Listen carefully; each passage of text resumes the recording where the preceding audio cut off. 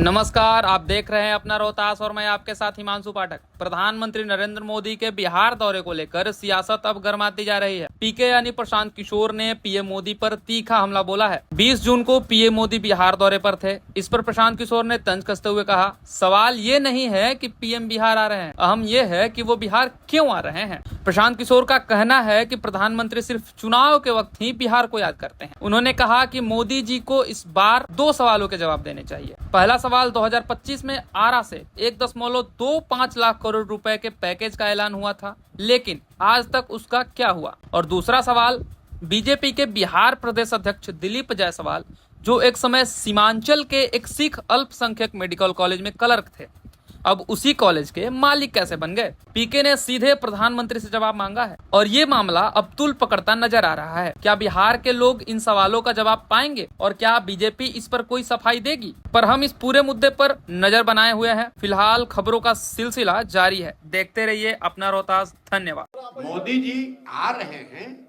उस विषय पर रहिए कि भाई मोदी जी आ रहे हैं, क्यों आ रहे हैं? क्योंकि सामने चुनाव है। क्योंकि इससे पहले तो जब चुनाव नहीं था तब मोदी जी बिहार तो नहीं आ रहे थे। बड़ी बात यह है कि जब वो आ रहे हैं जसौली में, तो जो सभा आयोजित की जा रही है उसमें बिहार सरकार का, बिहार की गरीब जनता का कितना रुपया खर्च किया जा रहा है, बड़ी बात यह है।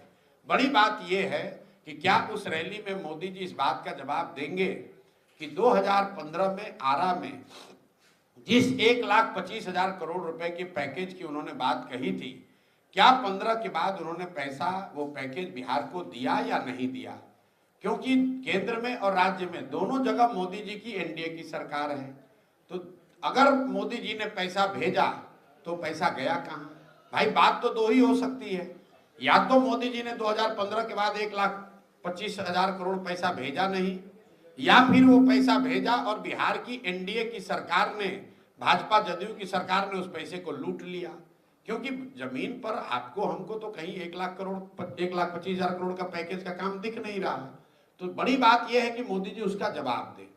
बड़ी बात यह है कि मोदी जी इस बात का जवाब दें कि कल जब वो मंच पर बैठेंगे तो दिलीप जायसवाल उनके बगल में बैठेंगे कि नहीं बैठेंगे, जिन पर यह आरोप है कि एक सिख माइनॉरिटी कॉलेज को, मेडिकल कॉलेज को गलत तरीके से इन्होंने कब्जा किया हुआ है।